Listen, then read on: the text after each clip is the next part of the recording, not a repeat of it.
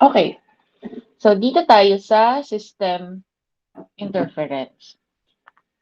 So this is the intentional alteration or reckless hindering or interference with the functioning of a computer or computer network by inputting, transmitting, damaging, deleting, deteriorating, altering, or suppressing computer data or program, electronic document, or electronic data message without right or authority, including the introduction or transmission of viruses. So basically, sinabing system interference, you are interfering with the computer system, not the mere, uh, not with the data. Unlike doon sa data interference na ang dinadamage nga ay yung mismong data, yung file mo. Dito sa system interference, yung computer or yung computer system ang nadadamage, ang nagkakaroon ng problema. Yun na nga. Same lang sila sa data interference na this is through inputting, transmitting, damaging, deleting, deteriorating, altering, or suppressing the things in that computer. Yun nga, kung sa data interference, yung data dito, maglalagay siya uh, ng mga ano to, um, electronic data kung saan makakasira doon sa system ng computer mo. Okay, so the provision aims at criminalizing the intentional hindering of the lawful use of computer systems, including telecommunications facilities, by using or influencing computer data. The protected legal interest is the interest of operators and users of computer or telecommunication systems being able to have them function properly. So, ang system interference ay isang krimen na pang malakihan ang sakop niya o pang malawakan ang sakop niya. Kasi nga, yung telecommunication systems ang isa sa mga pwede niyang maging target for system interference. Eh kung hindi ka makatawag, ang malaking problem yun. So the hindering must further be serious in order to give rise to criminal sanction.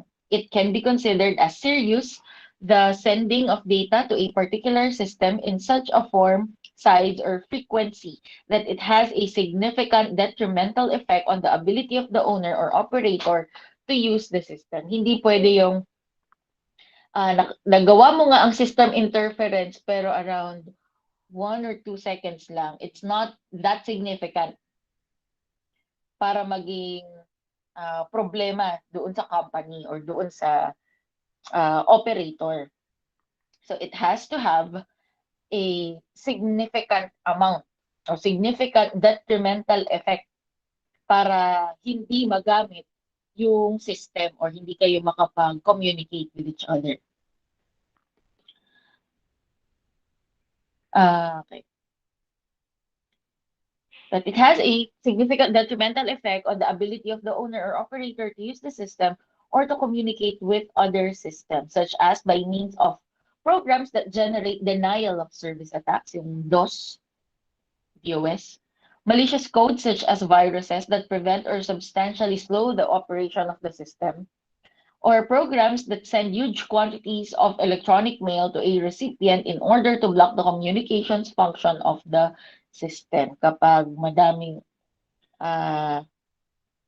emails ang na-receive mo, binomba ka ng emails, then hindi ka rin makapag-reply, hindi ka makapag-chat, hindi mo magagamit na maayos yung mail mo. So it will be hindering your ability to communicate. So again, the hindering must be done without right. Common activities inherent in the design of networks or common operational or commercial practices are with right. This include, for example, the testing of the security of a computer system or its protection authorized by its owner or operators, or the reconfiguration of a computer's operating system that takes place when the operator of a system installs a new software that disables similar previously installed programs. Therefore, such conduct is not criminalized by this article, even if it causes serious hindering. So the sending of unsolicited email for commercial or other purposes may cause nuisance to its recipient, in particular when such messages are sent in large quantities or with a high frequency or spamming. Kapag chat ka ng chat sa isang tao, ang dating ng ini-spam mo na siya, nagiging nuisance ka. Kumbaga, in a lighter term, istorbo ka. Ganon. Yun ang nuisance.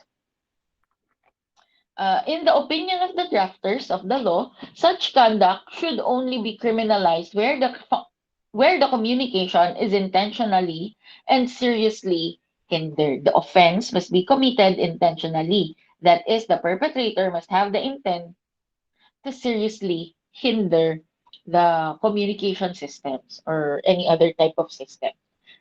Okay, so nababanggit yan kasi kung maalala nyo rin sa topic natin last time, meron kasing mga companies na pinasasadya nilang palagyan ng problema yung sistema nila, yung computer system nila or yung mismo computer nila para ma-exploit at makita kung ano yung weakness nung security nung computer or computer system mo. But for it to become a violation of Republic Act 10175, kailangan nga, eto, balikan natin. The hindering must be without right. Hindi pinayagan.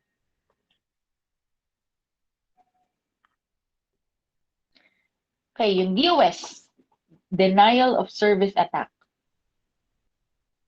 This is an act by a criminal who floods the bandwidth of the victim's network or fills his email box with spam mail, depriving him of the services he is entitled to access or provide. These attacks may be launched from a single computer or from millions of computers around the world. Denial of service attacks, malicious codes. So, malicious code naman, a software or a code which modifies or destroys data, steals data, or allows unauthorized access, or exploits or damages a system in a manner not intended by the user. An act by a criminal who floods the bandwidth of the victim's network or fills his email box with spam mail, depriving him of the services he is entitled to access or provide. In short, sa sobrang dami ng na-send or sa paglagay nitong, malicious code na ito, hindi na magamit yung email, yung inbox mo.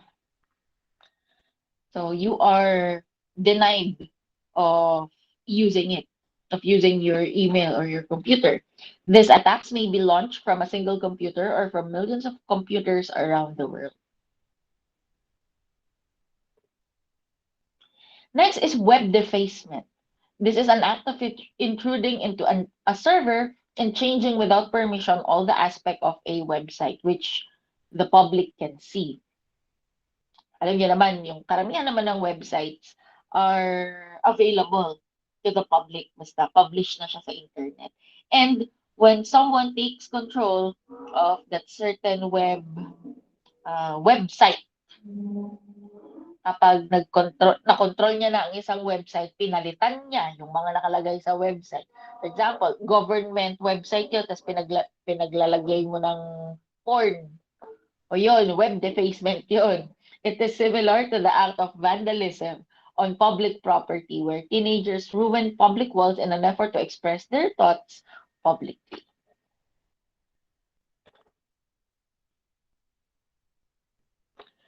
Number 5 is misuse of devices. So the use, production, sale, procurement, importation, distribution, or otherwise making available without right of the following. First, a device including a computer program designed or adapted primarily for the purpose of committing any of the offenses under this Act. Republic Act 10175. A computer password, access code, or similar data by which the whole or any part of a computer system is capable of being accessed with intent that it be used for the purpose of committing any of the offenses under this act. The possession of an item referred to in paragraphs 1 or 2 with intent to use said devices for the purpose of committing any cyber offense. So in misuse of devices, this provision establishes as a separate and independent criminal offense the intentional commission of specific illegal acts regarding certain devices or access data to be misused for committing the above described offenses against the confidentiality, the integrity and availability of computer systems or data, as the commission of these offenses often requires the possession of means of access or hacker tools. Kasi hindi naman sa lahat ng pagkakataon kaya mong gawin na mag-hack sa kahit anong computer. So you still have to have tools or access tools para magawa yung hacking. So there is strong incentive to acquire them for criminal purposes, which may then lead to the creation of a kind of black market in their production and distribution. Black market is a place where you sell, where you buy things that are illegal. Yun yung black market. Mga endangered species, yun. Mga human organs, meron yan sa black market.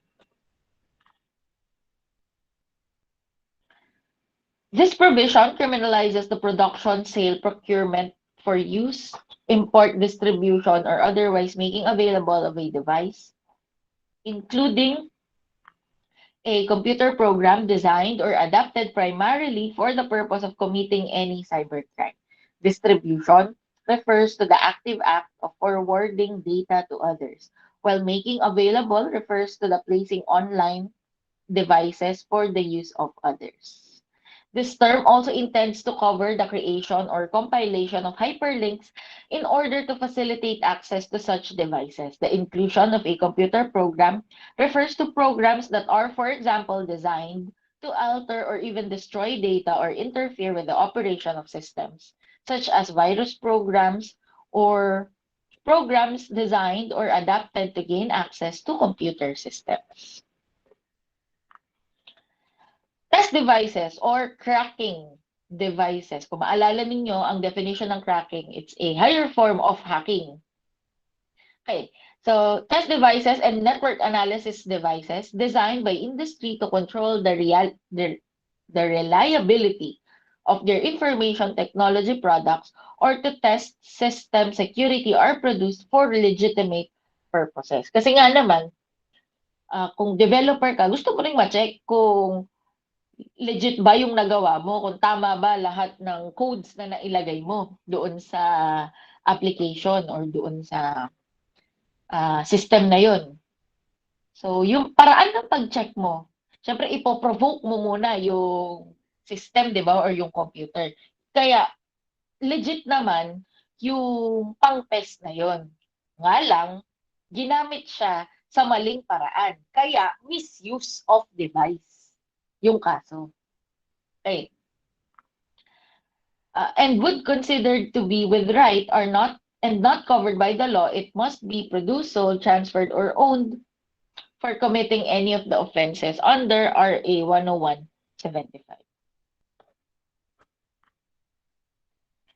For ito, sa madaling example, ang ballpen ginawa para panulat. Hindi siya ginawa para panaksak. Hindi siya assault weapon. Pero kung ginawa mo siyang assault weapon, yung ballpen, then that's misuse of device. Ganun din dito sa cybercrime. Okay? Then, cyber squatting. The acquisition of a domain name over the internet in bad faith to profit, mislead, destroy reputation, and deprive others from registering the same.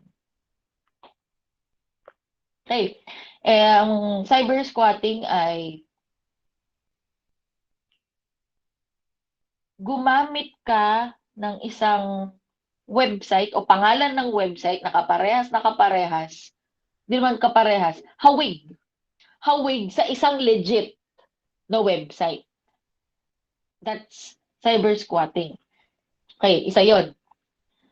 Similar, identical, or confusingly similar to an existing trademark registered with the appropriate government agency at the same time of the domain name registration. Kapag hawig, kapag iilang words, iilang letters lang ang pinagkaiba. Identical or in any way similar with the name of a person other than the registrant in case of a personal name. And then acquired without right or with intellectual property interests in it.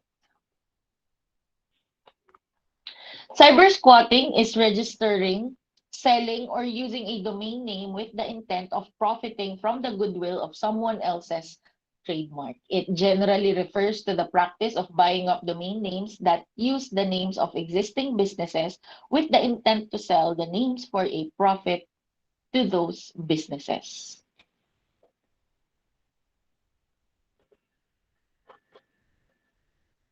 Okay, next is computer-related offenses. Pinakauna doon is computer-related forgery. This is the input, alteration, or deletion of any computer data without right resulting in an inauthentic data with the intent that it be considered or acted upon for legal purposes as if it were authentic regardless whether or not the data is directly readable and intelligible.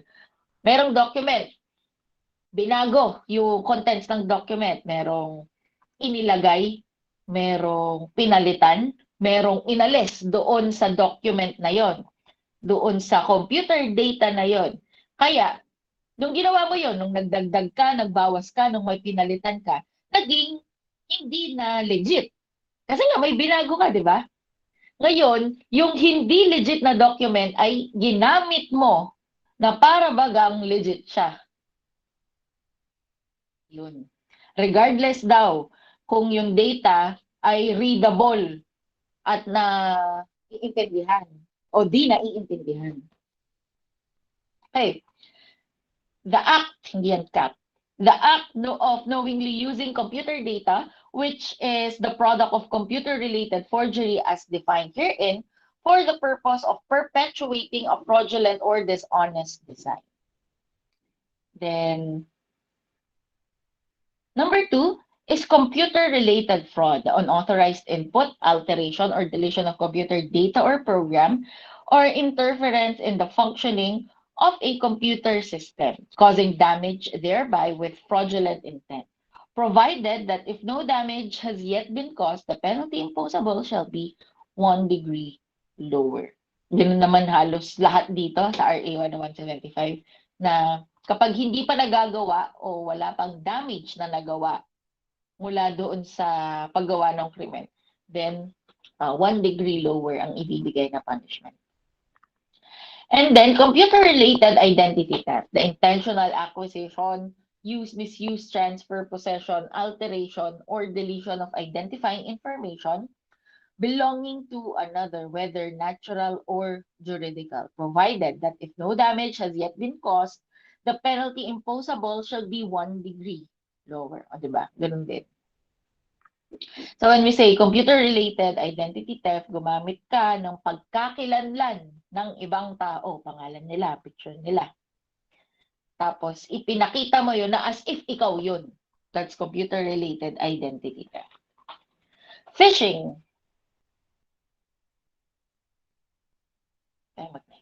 Yan.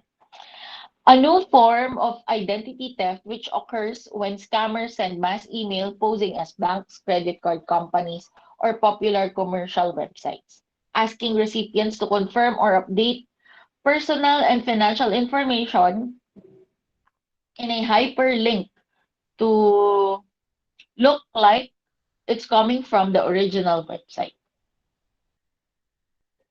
So, gumagalaw siya as if legit nga siya.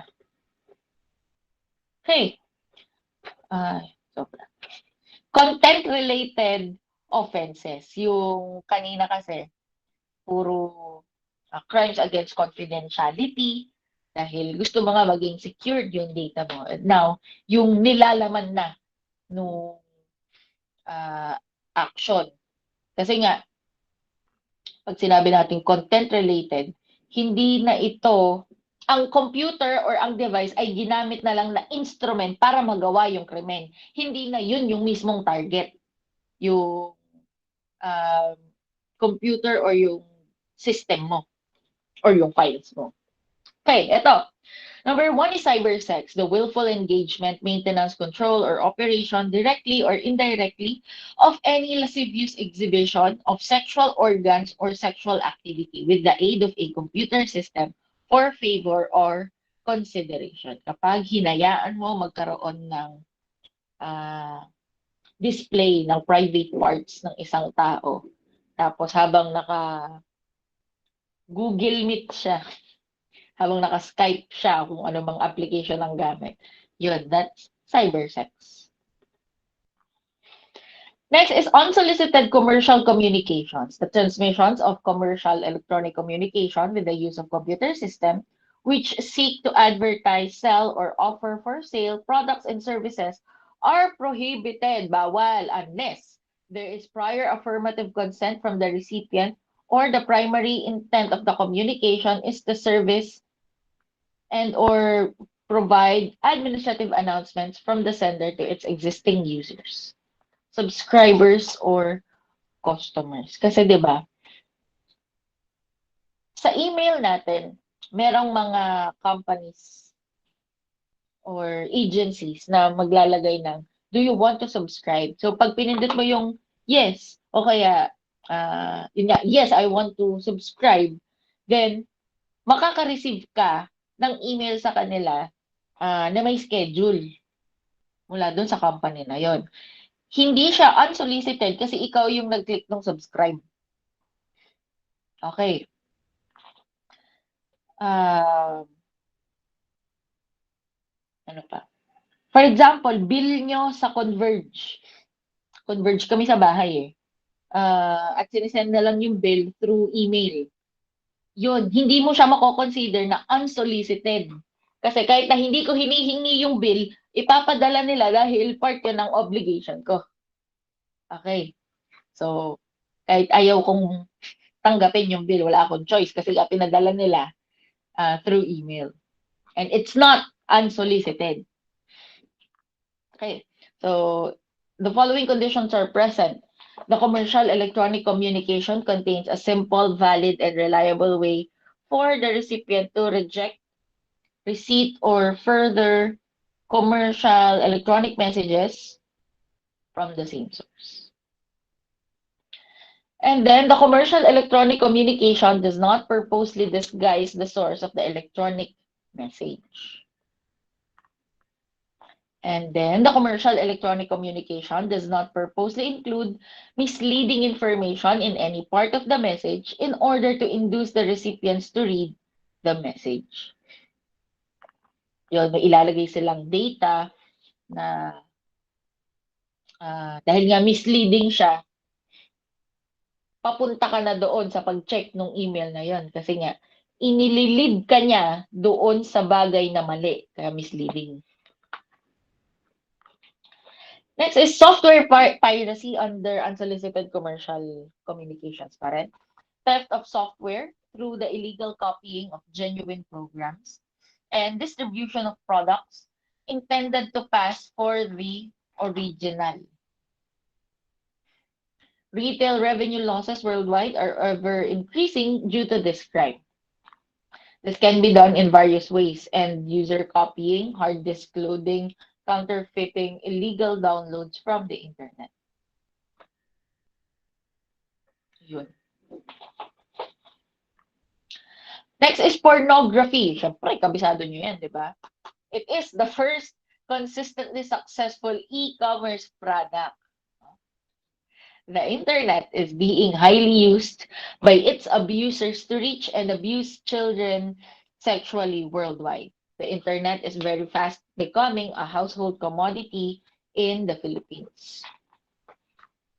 Its explosion has made children a viable victim to the cybercrime as more homes have access to the internet, more children would be using the internet and more will become a victim of pedophiles. Kaya, ah, pag may mga TV shows or ano to, movies, di ba laging may disclaimer, babala, ang palabas na ito ay kailangan ng striktong patnubay at gabay ng magulang. Mga ganon. May disclaimer sila. Ah, sa internet, walang ganon. Or kung meron man, bibihira. Kaya nga, narinig nyo na last time yung lack of capable guardian. Isa kasi yun. Literal na guardian na tao na magbabantay kung anong ginagawa mo sa computer. At meron ding guardian na, for example, yung antivirus software. It guards your computer from virus infection. Ayun. So anybody, including children, can log on to the internet and access websites with pornographic contents with a click of a mouse. Computers are also aid in the production, distribution, encryption, and storage of digital images of the child sex. We also have email threat or extortion. The criminal sends threatening email or comes in contact in chat rooms with the victim, copying the company's confidential data or trade secret in order to extort huge amount of money to the company. So, pang-blackmail. Yan, nang-extort, nanginikil. Yun. Cyberstalking or harassment. The criminal follows the victim by sending emails, entering the chat rooms frequently. A form of electronic harassment often express or implied physical threats that create fear in the victim. Kasi nga, ang stalking, ayun, it can be done online and in face-to-face. Kaya kapag ang isang cyberstalking ginawa mo, it ano to, it can be treated as if it was a physical threat. Any intentional, substantial, and unreasonable intrusion into the private life of a person that causes the person to suffer mental distress. Okay.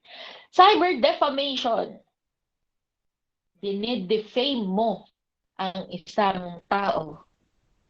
So, sinisiraan mo siya. The making of a false statement, yun na nga, salita ito, or false statement of fact that injures someone's reputation. The public nature of news groups, bulletin boards, and even email presents the opportunity to publish defamatory statements. Okay.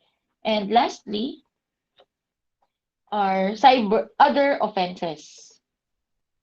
So first is aiding or abetting in the commission of cybercrime. Tumulong ka na magawa yung krimen.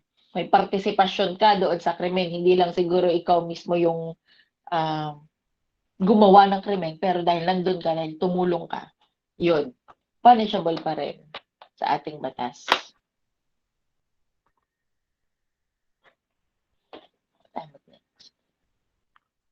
So here, in aiding or abetting in the commission of cybercrime, this is any person who willfully abets or aids in the commission of any of the offenses enumerated in this act shall be liable.